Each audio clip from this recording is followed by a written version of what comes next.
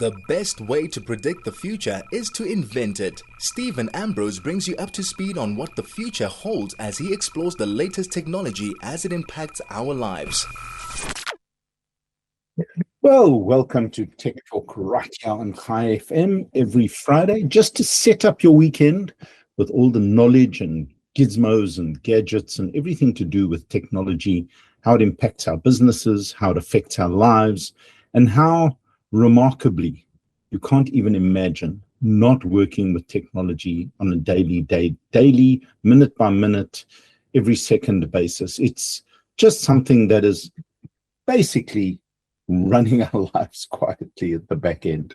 But I try to make it simple, useful, and a little bit exciting so that everybody can get a sense of what's happening and what's going on. Now, today, a little controversial gadget, which I'll discuss. It's not controversial as a gadget. Sadly, what I am noticing is less and less products are being made available in South Africa natively. Combination of pricing, demand, and just general apathy, I think. I think it's become very difficult for the gadget and gizmo companies in South Africa to manage with the volumes they need to make sense as distributors or whatever it is. But I've been talking to a lot of the distributors over the last little while, and they used to take a lot. For example, the Core Group used to do a lot of additional gizmos, gadgets. But here's one that they wouldn't do because it actually competes a little with where they're going and what they're doing. But I'm going to talk a lot about something which is, fairly interesting over the last little while. There's been a strong revival in getting back to an analog world that we live in. So paper books, instant photography, where the picture's the picture, you can't manipulate it and glow it up a little and, remove dustbins and do all sorts of absolutely remarkable technological manipulation of the pictures on your phone. While all of that is spectacular and certainly does help if you really want a great picture of the kids without any distraction or multiple bits and pieces happening, or it's a little dark, or you just took it a little off angle, etc. The latest versions of all the various OSs, certainly the upcoming iOS 27, as well as Android phones on Samsung and many others, allows you to do professional level manipulation of your pictures. The fact that the cameras themselves are so good and they can take such an incredible picture without any intervention, it just all happens in the background. But if there is a couple of misses or you want to do a few things, there's no question you can manipulate like mad. So let's have a quick live read and break for our sponsor, and I'll be back with the remarkable Paper Pure gadget. And as I said, a little unusual for me because it's not that easily available in South Africa. So quick live read, and we will be back straight after this. Dis-Chem, our good friends, wellness clinic for adults, offers convenient and professional care to help you manage health risks. Whether you're having your regular wellness checks such as blood pressure or cholesterol, Dis-Chem Wellness Clinics offers you a broad range of health screening services, including female health screening with pap smears, family planning, and pregnancy screening. All of this is fast, affordable, and done with care. Find your nearest Dis-Chem Wellness Clinic inside Dis-Chem pharmacies across the nation. They're popping up all over the show. Better health always starts here. This is Tech Talk with Stephen Ambrose on 101.9 High FM. Well, welcome back. And as I said, something that I try not to do, but I was so taken. I purchased one of these in one of my travels, and I've been a big fan of using an iPad for reading, not so much for note-taking. I've never really used a pen on it, even though I could. Just something that didn't feel natural, something that didn't feel particularly useful to me. But I picked this little device up, as I said, during one of my travels. It's called the Remarkable Paper Pure. And essentially, without getting into the whole analog versus digital thing, the real point of taking notes using a device where you can write on it, doodle on it, do all sorts of bits and pieces, and save it and link it to all your various other apps. And, certainly using AI now with your agents, you can translate it, you can transform it, you can do all sorts of crazy stuff in order to add it into a workflow that makes sense. Now, a lot of people like jotting, like doodling, like just making notes in meetings. other than fully recorded transcripts. And the problem with transcripts is they tend to be a little bit too much. And this is something we'll talk about with regard to AI and agentic AI a little later. But often a lot of these apps have become AI assisted, and they give you these very detailed, sometimes blow by blow transcripts that can be summarized and lots of things. But the human brain, in terms of where you are and what you're doing, really does work extremely well. And you can use it to cherry pick the real detail that you want. You can make notes on a piece of paper. A lot of us do use a notebook and other things. But essentially, it absolutely makes perfect sense to use a device, and that's where this remarkable Paper Pure came in. It's a very lightweight e-ink tablet. It feels, when you write on it, like writing on real paper. There's no glare on the screen, even in bright sunlight. Unlike some shiny other things, whenever you write and you do things, there's no glare at all. It features a 10.3-inch canvas display, which they call it, with improved contrast. This is the latest version. It's the new remarkable Paper Pure Pro. And this is where it's absolutely insane. It has up to 3 weeks of battery life. So you don't have to worry about charging it every night or when you're traveling. It's got 32 gigs of storage, which is 4 times more than the previous model. It's got a really fast 1.7 gigahertz processor and 2 gig RAM. Essentially, it's a smart device or a smartphone. And it also weighs just 360 grams, which absolutely blows away any iPad or anything of that similar size by 2/3. And that makes a big difference when you're carrying something around in your backpack, in your bag, wherever. It just makes sense. You haul it out and use it. It syncs amazingly with your phone or computer. So you can organize the notes, read and annotate PDFs, sketch ideas, manage your schoolworks, business plans, meeting notes, whatever it is. And you don't waste paper, and you're not really putting a massive load on all the various bits and pieces and data. Now, right now, you can get them internationally for around about $3.99. I've seen it in South Africa on a couple of the parallel sites like GWiz. Unfortunately, it looks a bit expensive. They're around about 20,000 Rand for the full pack, I will say. So in other words, with the cover and all the pens and all the bits and pieces. But the base model is $399, which is roughly 7,000 to 8,000 Rand, depending on what's happening with the Rand at any time. And you can also spend a bit more, depending on the bundles and the marker stylus or the sleeve folio case, which takes it to about $450, $460, which is still one of the cheaper premium e-ink options. Now, compared to a tablet, you can get tablets, Android tablets from Samsung and many others in that sort of price range, 7,000, 8,000 Rand. But again, you're talking about an Android tablet. Some of them you can write on, some of them you can't. They also tend to have shiny screens and relatively low battery life. And I find that in many cases, it's so much easier to have something that's dedicated to this job rather than something that can do everything.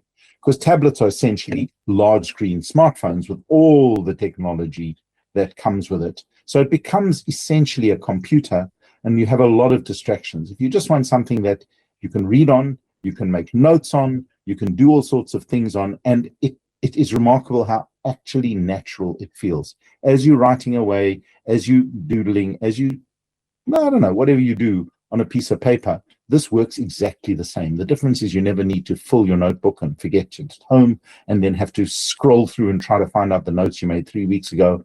It's all summarized really easily. I connected it via the smartphone and my computer to Grok or to one of the other AIs and used it as a source.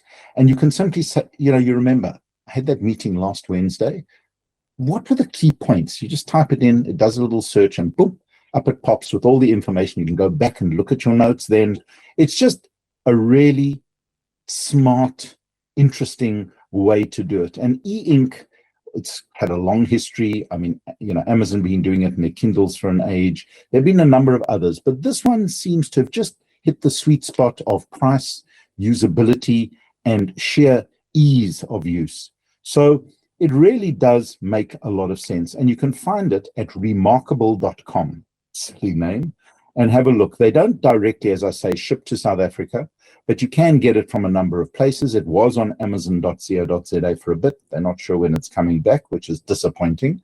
But if you're looking at this space and you want something that really adds a lot of value to your workflow in a non-techie way, you're not sort of tempted in between to start doom scrolling through all the news and whatnot and your social media, because this does not do that.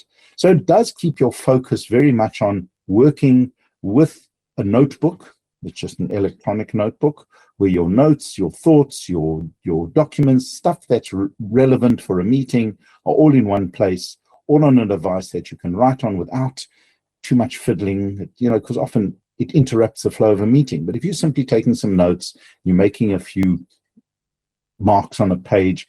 People do that all the time when you're in a meeting. It's not a bad idea, I should say, to have something like that to keep you going. For a while, I was recording everything and trying to read the transcripts, but life gets involved and you tend not to. Then you rely on memory and things are said that shouldn't, it just doesn't work extremely well. So if you're looking for something to add to your workflow that makes life simple, makes it easy, harks well towards an analog paper notebook, except you never need to worry about losing the paper. All of it can be backed up to the cloud, and it lasts forever. You forget to charge it, and after 3 weeks, it really gives you enough time to find 10 minutes to charge it up. It's fast, it has more than enough memory, and it weighs absolutely nothing. In the folio, it really is very pleasant, and it's absolutely a pleasure to use and to play with.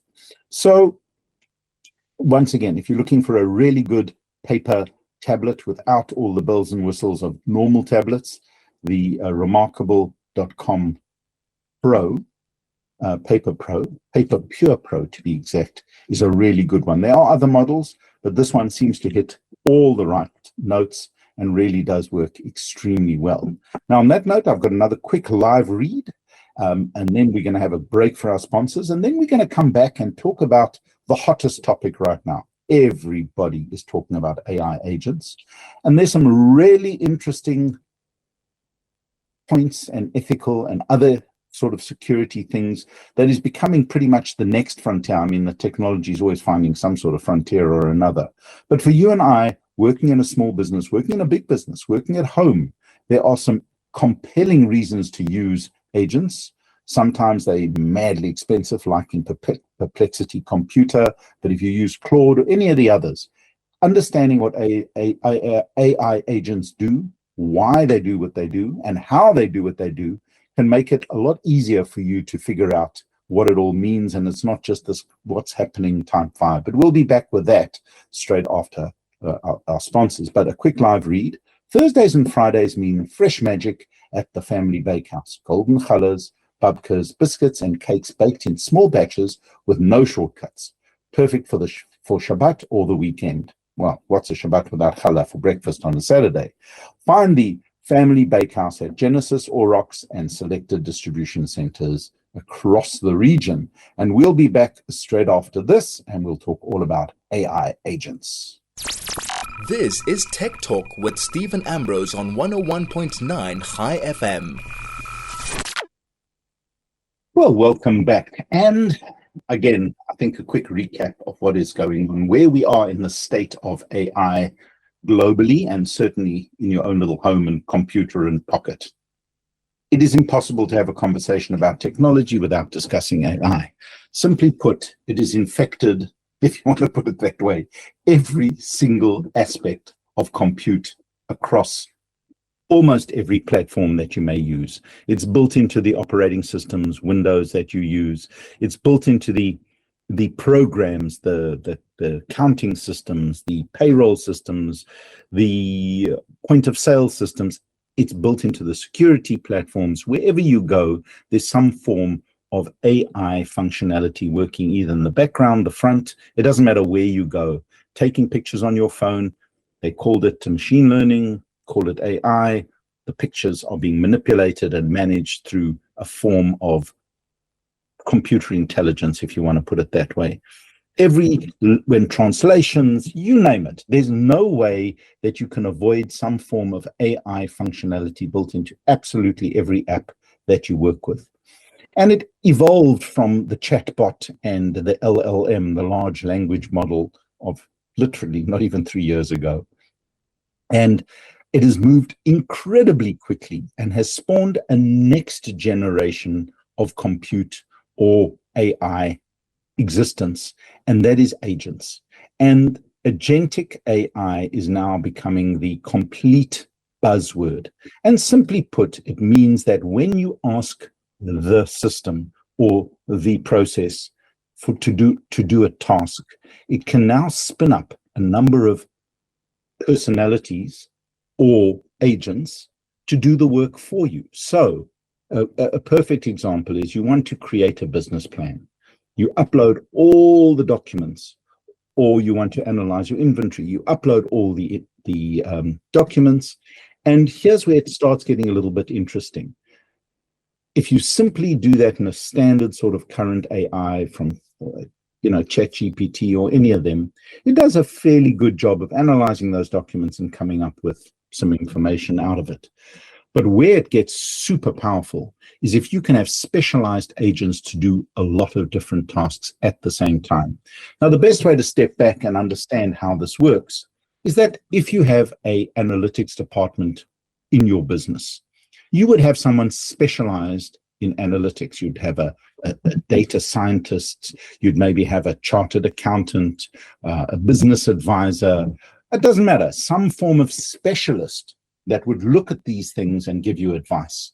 Well, with AI agents, you can create your own specialists. You create a skill, you create a little entity that you can nominate. If you do something again and again and again, you create an agent that is specifically designed to be an expert, an analyst of XYZ data. And then you have another one that can look at marketing, and you have another agent doing this and that and the next thing. And these advanced systems go way beyond a simple chatbot or a simple AI platform. These agents can now plan tasks, make decisions, this is really important, and execute multi-step workflows. So normally in a normal business or even at home, you do this, then you do that, then you do the next thing. And once you've done all those things, you collate it all together, make some decisions, go shopping, do whatever else that you need to do. And it can coordinate across different tools and apps. So if you want to create PDFs, manipulate or make videos, all this type of stuff can all be done through an agent. And they can execute them essentially on your behalf. And it's like having a digital team member which is working alongside you. Now, the benefit and the scariness of this is that essentially one man, one woman, one person can work as if you have a team of 20, 30, 40. There have been instances where people have spun up hundreds of agents to do hundreds of complicated tasks. And in fact, they do this autonomously. They talk to each other. They talk to various outside platforms. You give it access to your WhatsApp, to your emails, to your files, to whatever you want, to other people's national databases, you name it. And it can take all that information and summarize it for you. The downside is that agents cost money. In most cases, it's tokens. Whichever platform you work on, you can burn through tokens like nobody's business. You can spend hundreds of thousands of rands setting these things up, just like people. But where this is getting really interesting is despite the fact that all of these agents can handle your emails, check inventory levels, schedule deliveries, analyze sales data, draft reports, do this all in one quick flow. It's like having a junior with you, whatever you want. These agents are evolving so quickly that you need to understand the context in which these are working. And context, or the context manager of these agents, is exactly the same as a human being. If you're the manager of a department with 15 different people, your job is to manage them, assign tasks, check discipline, ensure they meet company policy or government, whatever. You as the initiator of that department of agents remain liable, and this is a whole new area of business, and that is the identity of these agents. Obviously, we all agree these are not people. These are not real people, and they cannot be held liable as real people. However, in effect, they are doing people jobs. So they are connecting to other departments, asking for information, extracting that information, and giving it to someone else for other things. You need to be able to say what they can access, what they can't access, what has to be carefully kept within the company. Your personal information shouldn't be shared with everyone who asks, etc., etc. So one of the hottest topics is, how do you manage this new digital workforce? These are effectively your agents. You're out there doing multiple tasks across multiple platforms, across multiple sources of data. And if something goes wrong and that data is leaked and somehow compromised, and it can be done in spectacular fashion. There's currently a lot of talk about billions upon billions of records, terabytes of information of South African stuff, IDs, whatnot, out on the dark web, available for purchase. So that used to take a lot of time and effort to put together, but now we're sitting in a position where digital agents can do it concurrently. So a task done by 20 people, if it's broken up and managed correctly, can be done way quicker than a task done by one person doing 20 different things. And that's exactly how AI agents go. So these powerful software tools, without real feelings, without consciousness, emotions, legal rights, or any need to take a coffee break or rush off and play a little bit of padel, are unbelievably powerful, but only operate on the patterns and data and instructions we give them. And the distinction is absolutely crucial, because you have to set proper boundaries for these AI agents, and that is the whole idea of managing them. So a lot of talk is going on around these agents are going to kill our jobs, they're going to take away work, and what are we going to do, etc., etc. Well, here's the difference. Everybody understands that to get a job done quicker, especially if it's based on a digital platform, is good sense. It's more efficient. You can do more. You can make many more decisions with much better data in a much more organized fashion if it's put together in the correct way. So the jobs may be going away. You don't need someone to trawl the web or to go through 30 databases and create new spreadsheets, because the computer will do that for you.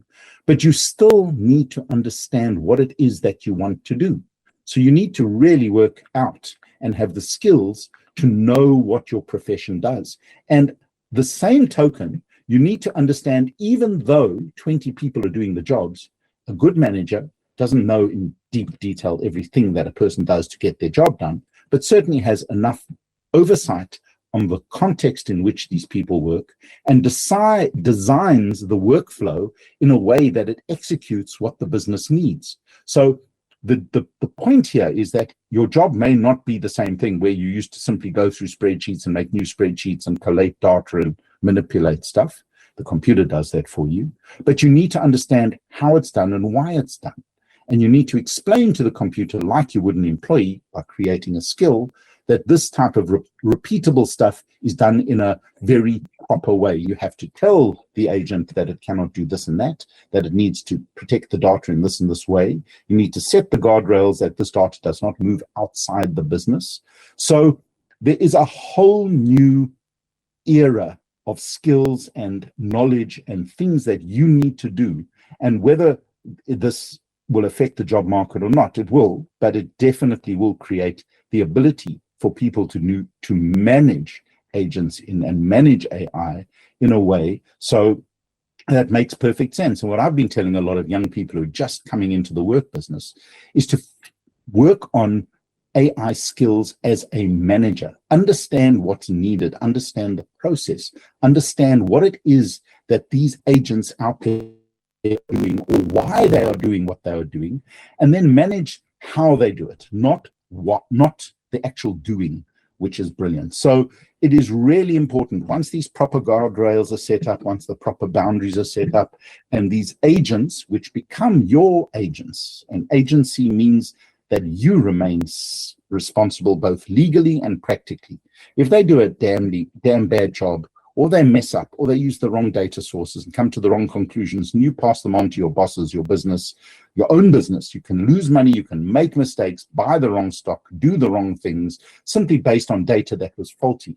And it's not the AI's fault. It was your fault in the first place on how you set up the AI, how you instructed your staff, be it digital or human. The manager rises and falls on his ability to orchestrate the people that work for him in a way that meets the goals of the business, meets your goals. And this is exactly why AI is the most powerful tool you'll ever have and can really completely diminish the difference between a small operation with 2 people and a huge operation that used to have 100 or 150 people doing multiple tasks, because it can increase your speed, it can increase your reach, and can allow you to do things that you could just absolutely physically not do because you did not have enough time in the day to do these sort of things. But using AI agents across the various platforms, doesn't matter which one you do, setting up the skills, understanding what it is that you are looking for, makes all the difference in the world. It is quite remarkable in terms of what it does, what it doesn't do, and how it does it. And in South Africa, as in across the world, the companies and governments are focusing on responsible adoption of these various tools. AI development companies are building agents tailored to local needs. So you're going to see more and more companies creating agents that are context aware. In other words, they create the context, they manage the AI, they understand the workflow. And there was an old adage in accounting is you can never automate a bad workflow. It's as simple as that. If it was a mess and there was no structure and there was no workflow that made sense and it wasn't achieving any goal, you didn't understand what it is you wanted from the people or the workflow or the data that you had, you can't automate it, because when you automate a mess, you'll end up with a mess. The information you get is not accurate. It does not reach the goals of what you want. And you cannot deploy an agent just willy-nilly because you think, oh, I'd love to know something and give it a simple prompt. The danger with AI, it makes you feel powerful, but if you don't understand the business, you don't understand the need, you don't understand the context in which the system is going to work, because now the speed of these systems and the reach are just ridiculous, you are going to land up with garbage. And it's as simple as that. So instead of all the remarkable power of AI, you're going to land up with the remarkable power of bad information, which will just take you down the path of destruction quicker and quicker. So here we go. People and experts across the world are now understanding that having powerful tools doesn't get the job done. Having systems and platforms and processes that have the correct guardrails and human beings in the chain with regard to what you do and how you do it is key. Now, the AI is obviously only as trustworthy as the data you give it. If you give it faulty data, and in many cases, a lot of companies now running the AI systems on their own platforms. In other words, the data is not leaving your platform, going to some unknown website in the cloud and then coming back where it could potentially be breached. That is another thing altogether. We've discussed AI and AI security in depth. But an AI agent or agentic management of the identity and understanding all depends on, one, the context in which it works, what your understanding of what needs to be done. So like any good manager or any good person who understands his business, his workflow, what you need to do, if you understand it well and you're very clear and precise and you've mapped out what it is that you're looking for, the AI can do a remarkable job, because often you cannot process the amount of data that these platforms can process in the time that you have. You cannot work those hours in a day, a week, a year. But the AI, because it doesn't sleep, the AI, because of the speed at which it operates and the various agents, you can have 5, 10, 15 people working, people, I call them technical people, working on a problem, analyzing in real time, working with all the data that your company, your business, your home, your life, your emails, your WhatsApps, your social media generate. And all of that can be done really quite safely in the normal context. You can get it to answer emails. You can get it to draft documents. You can get it to do pretty much anything depending on the skills that you want. You can get it to manage and manipulate your social media, create videos, create posts for LinkedIn. There's just a remarkable amount of work it can do if you know what it is that you want it to do. It's not, there's some generic stuff you can do very easily, but to do it right, to do it in a way that makes sense is no different than you doing it yourself. The difference is you can do it far quicker. You can do it in a much more thorough manner. You can work in a much more organized way by simply managing both the context, the guardrails, and the data that you give to these various agents in order to get results that make a lot of sense. And the other side of the coin is that you can then use these agents to check, because often we do things and then we haven't got time to check what we did and whether it works. All of that can happen. So the key principle is keeping humans firmly in control.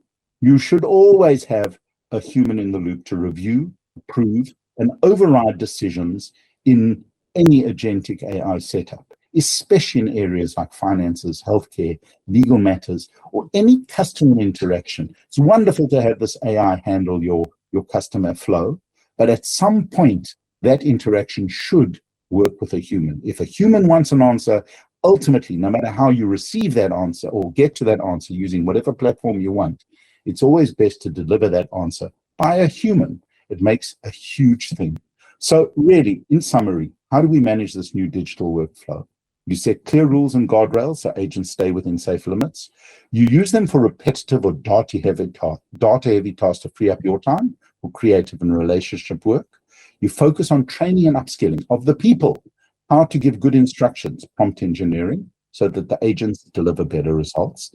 And then you need to pay attention to the ethics, bias, and privacy. You've got to ensure the agents are working fairly, your data stays within your company, and follows the laws of the country. So start low, start cheap, start with free, low-cost agents, but start, because today, those that do are the ones that are going to succeed. And on that note, I can go on for a long time. And on that note, we're going to have a quick break for our sponsors, and then I'll come back with a quick live read. So we'll be back straight after this. This is Tech Talk with Stephen Ambrose on 101.9 High FM. Well, welcome back, and our live read. Stay connected with everything High FM across all your favorite social media platforms. Follow us on Facebook, Instagram, and on YouTube at 101.9 High FM.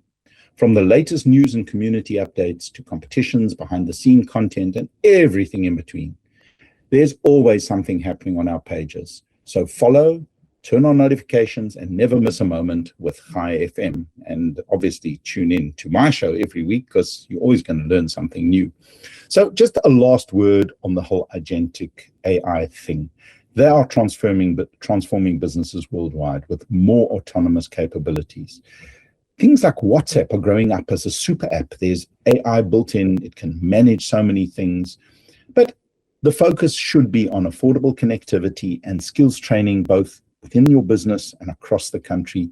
And a lot of business schools and a lot of universities and a lot of schools are starting to understand that the way that you approach compute and the way that you approach doing tasks in the modern world is very different. You don't need to know your times tables. The computer can times table better than you. Heard that at a conference from many, many years ago.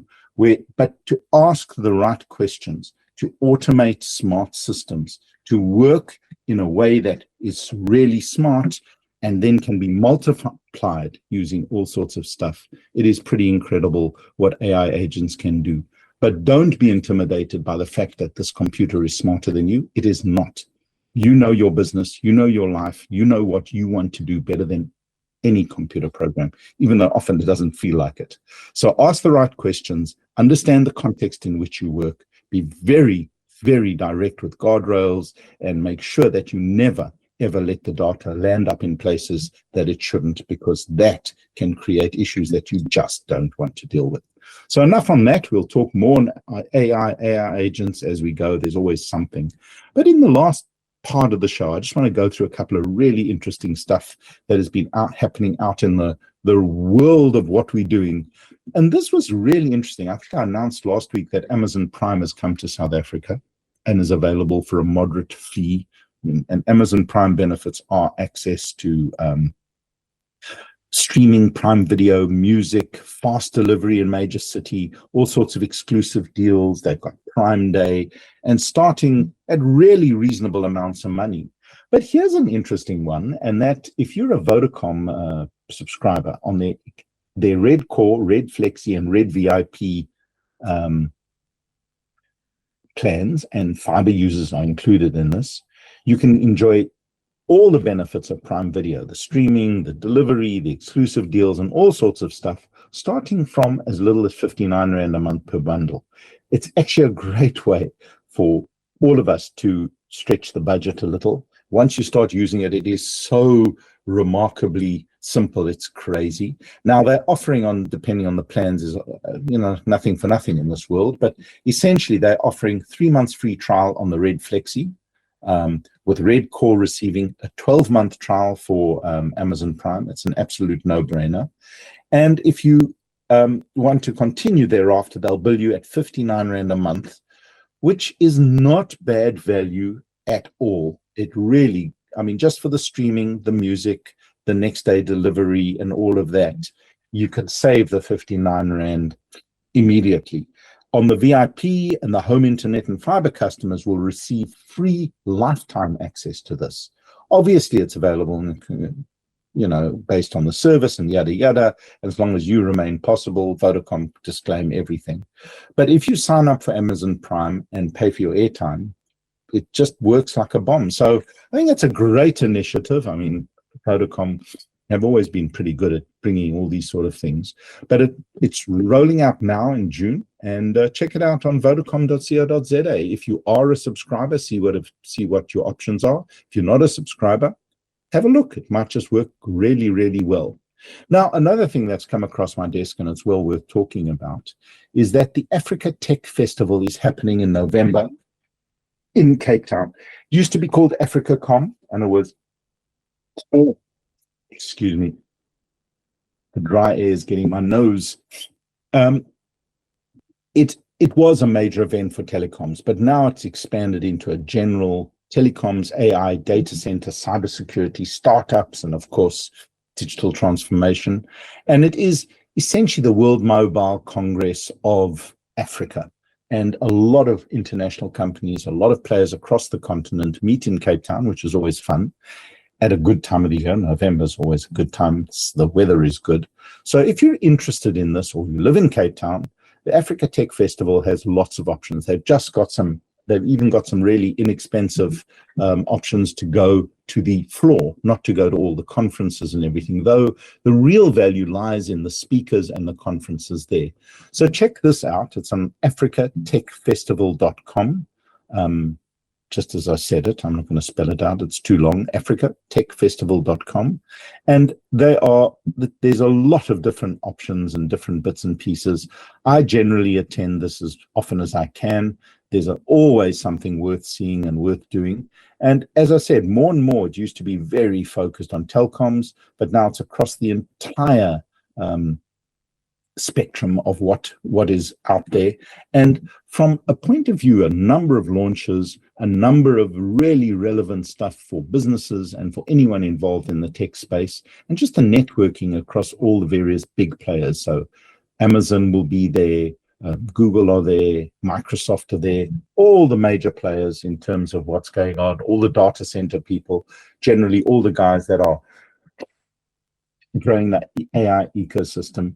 So without traveling to some of these crazy European shows, which are always pretty, just as big, this is a good one. So check it out. It's the Africa Tech Festival, and it's in Cape Town in November.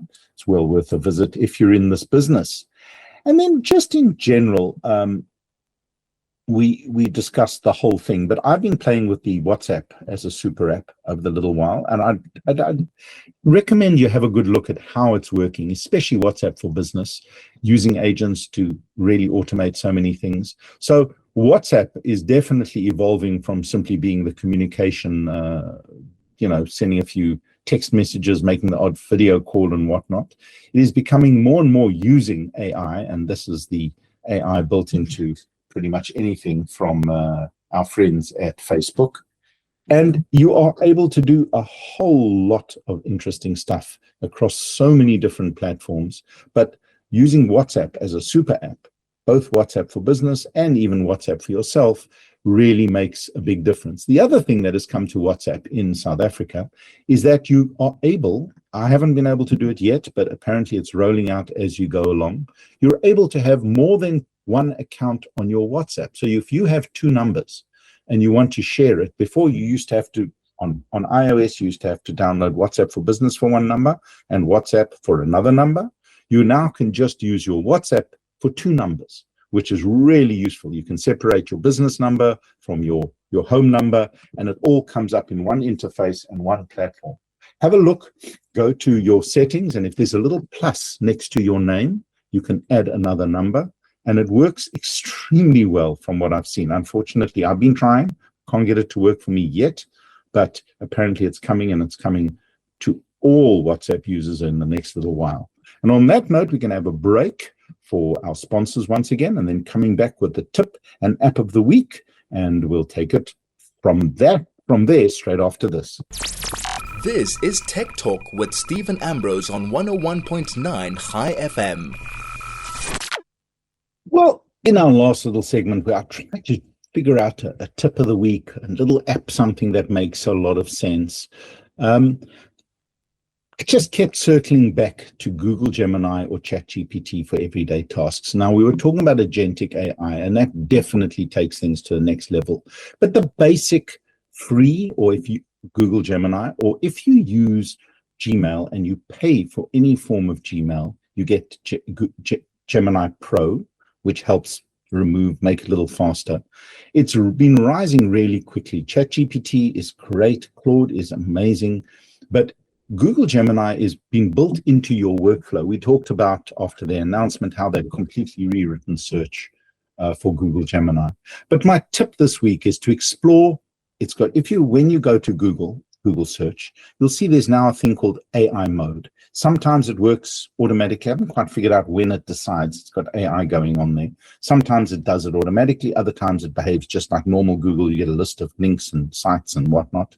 But click on AI mode and use Google Gemini to do standard business tasks, speed up a lot of stuff, business plans, translating messages. If you get a doc in a foreign language, just copy it, paste it into Google Gemini and say, translate.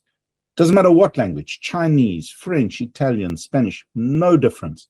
It'll give you instantly a fully translated form of that exact document. And it'll store it for you. If you want to go back, you don't have to do it again. Just look in your history, click on the document. There it is, translated in perfect English, or vice versa.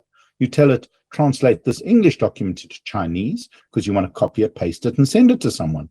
Brilliant, quick, easy, so simple. Then ask, if you're on the Google ecosystem, this is where it gets a little spooky and a little scary.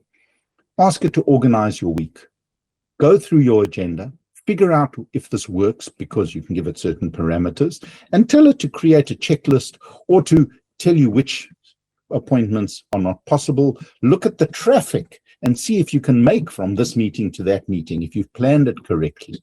Normally you can do that yourself, but imagine just telling it, on Monday I have 4 appointments, one's in Sandton, one's in Eastgate, and the other one is in, I don't know, Randburg somewhere. What's the traffic like on those days? Am I going to make it? Do I need to push one out? Simple as that. Simple, clear instruction, and check always if the output makes sense. But it can unbelievably free up time in a busy schedule. It's incredible, between juggling the kids, managing shopping, whatever it is you do in a day, visiting, making meetings, often it just gets out of control. And imagine if you can just manage it, look at the transport, look at the timings, look at what's there, tell it to take notes from your paper thing, collate all this stuff, prepare a follow-up email after your meeting with all the points that you need to discuss, etc., etc. So just on a very basic, without using any of the agentic fancy stuff, both Google and ChatGPT can do an incredible job of organizing, managing, and working to give you hours back in a week based on your busy schedule, wherever and whatever it may be. planning travel, you name it. They're just so simple. The thing is, you need to absolutely have good access to the internet. That's another story. And you definitely need to give clear instructions and double check the output. Other than that, this small little step can absolutely speed up your busy schedule and give you hours back in a week where you can listen to programs like this one and do all sorts of stuff. And on that note, I'm told our time is running out. I have to start wrapping up. So just as a last wrap up, honestly, the more and more I use the various platforms, I find that, yes, they may change the way that I work, but they're not taking away my work. They're making me work smarter. They're making me work faster. They're making me work in a much more organized fashion because you have to think way harder before you do. So on that note, keep it real, think a lot about what you do, and do it smarter using the tools at your disposal. This is Stephen Ambrose for Tech Talk right here on Chai FM.